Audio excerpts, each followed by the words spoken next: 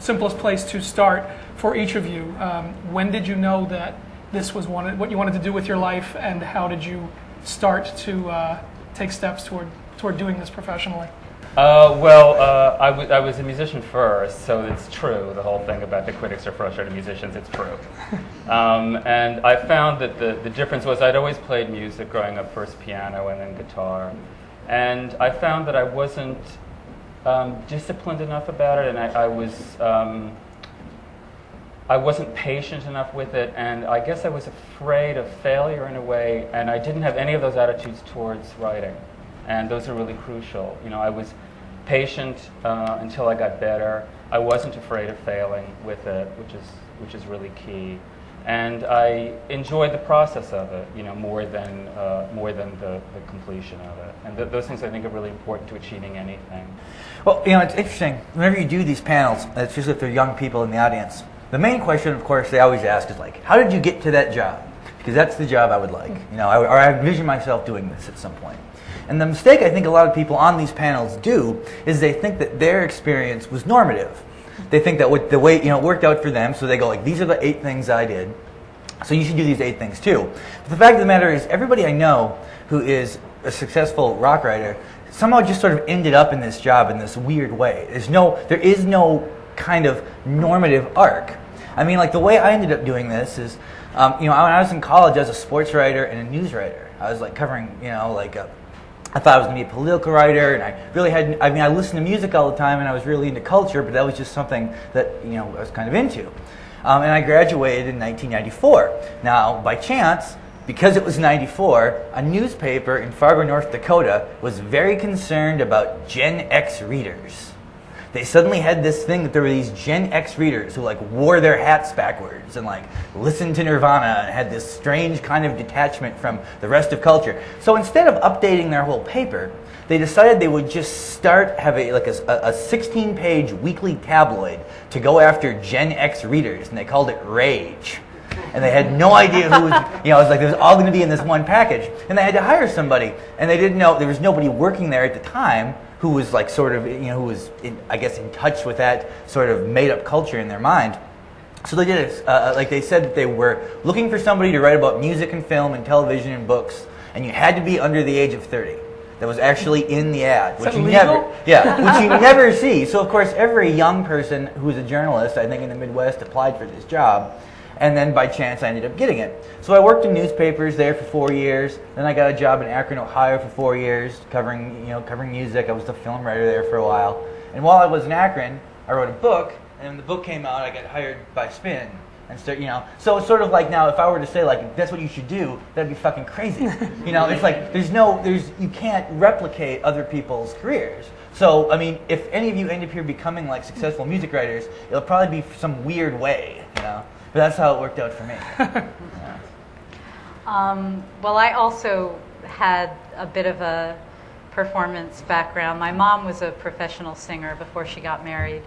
And I was kind of a drama geek in high school and college. I did lots of musical, song and dance type things. And that was the first music I loved. And ironically, for the past 6 years, have been writing about theater and pop music, although that is something I just kind of lucked into. And I would have to say I lucked into my first job as well. I was working as a hostess at the Four Seasons. I had just done an internship at Spin that I'd gotten because I'd heard about it, and I'd just gone on an interview, and it worked out okay. And so I got this interview at Entertainment Weekly basically by sending my resume in a green envelope. I'm convinced to this day that I just sent this, I hand-delivered it in a green envelope. I thought, okay, this will stand out. And I worked there for a short while, and while I was there, I met the person who became my mentor, who I know was a big supporter and fan of Alan's early on, Anthony DeCurtis, and they were working together at Rolling Stone at the time, some years ago. And Anthony was Record Review's editor at that time, and he gave me my first assignments. And once you have a few clips from Rolling Stone, it's easier to get other freelance work. So it kind of snowballed from there. And I always, for a long time, I was a freelancer with steady gigs. And about 6 years ago, I got the job I have now, and still have it as of this moment. this isn't really maybe this is a follow-up question, I'm not sure. I mean, I understand, Chuck, what you say when you say you just kind of fall into it and there's no way to replicate that path, but at the same time, everybody here, and really everybody that I know that is doing this, does have kind of a variation on a theme where, you know, it's easy to say, oh, I lucked out and this happened, but it was, the thing that always stands out to me is that you prepared yourself for that lucky shot when it came. That he's right. I mean, it's interestingly the smartest thing I ever heard anyone say about success was actually from Wesley Snipes. Wesley Snipes was being interviewed about this is sort of I guess the height of his career, and they were saying it's really hard for African American actors to get good roles, and you've really succeeded, and you're in action movies, you're in all these different things, and he's explaining why, and he goes like, well, you know what, there is luck, there is chance, there is this weird thing that someone's going to recognize you or like you, but I was ready. Like basically what he was saying is there's this window of opportunity in almost everyone's life. And that is just the idea of taking the advantage of it when you have it. I mean, you should always have your resume ready. Always. You should always have your clips all together, because you never know when somebody's going to want to have them in a day, and they're only going to want them for a day because they're going to forget they had the conversation with you in 72 hours.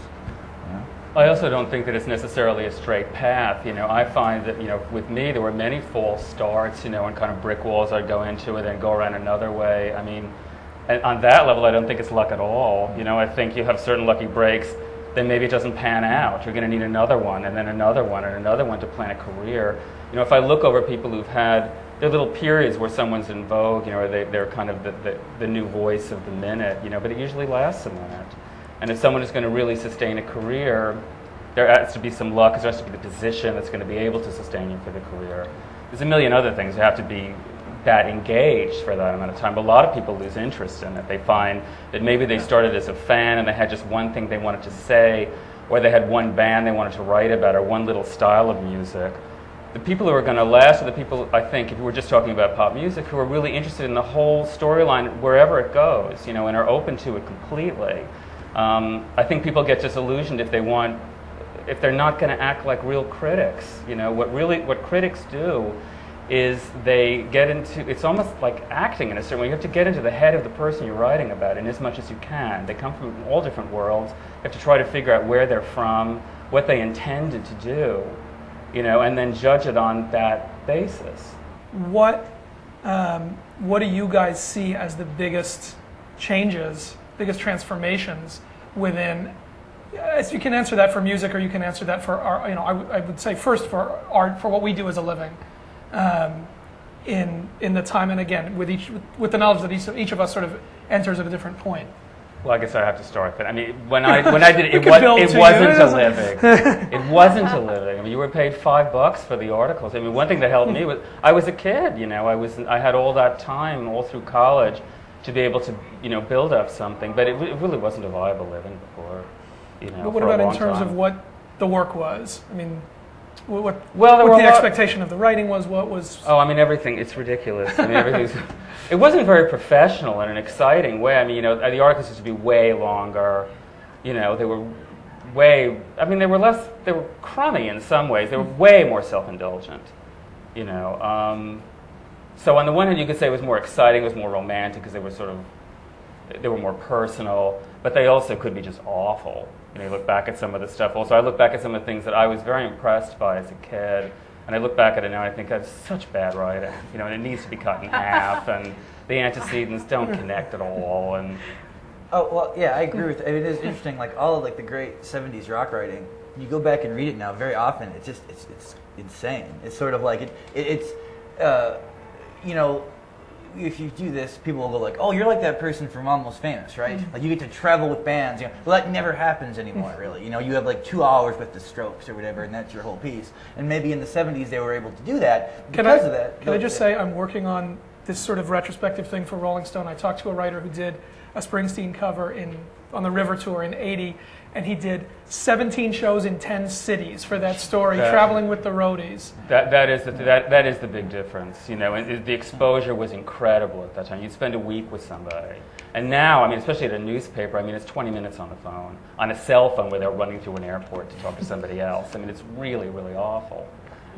I mean, yeah, it's you're right. Like the phoner type things. I mean, when you're talking to 20, like the guy. Not only are you only talking to the person for 20 minutes, but he's talking to 8 people for 20 minutes. So you're just trying to create new ways to have this conversation. In terms of the writing, though, I thought like one thing that I think is really different is that I mean, I don't want to sound like somebody who just like discovered the internet yesterday or something, but like when I was reading Spin, say in the early 90s, a lot of times the first time I would hear of a band like Pavement was I'd read about it. I would read it was the very first exposure you'd have, and I wasn't by anywhere where I could buy that record, so you had to read the piece to sort of get an understanding of what the band was like and what its aesthetic was and what kind of person liked this, Well, now, the first time you normally hear about a band, very oftentimes, is on the internet, and it's immediately connected to a way to hear the music immediately. So the one thing people really don't need from rock writing anymore is to tell them whether or not it's good or it's bad. They can make that decision on their own. They have the immediate ability to have an understanding of whether or not they like it. What they really need is someone to write about, like, well, what does this sort of mean in the context of culture? Or if this is really popular and you don't respond to it, why are you not responding to it? What's the culture saying that you're not? Or vice versa, So, I mean, I really think that the idea of the rock critic as like the arbiter of what's good and bad, that's like, I'm kind of happy about this. I'm like, I think that period is over. Entertainment writing has become less entertainment writing than celebrity writing. I think that was always the case, sure, to some extent, but now it's much less about what people do and much more about trying to get to the personal side. And I agree that is, I mean, I've always felt that that's why I love being a reporter and a critic. I think when you interview somebody, you can kind of try and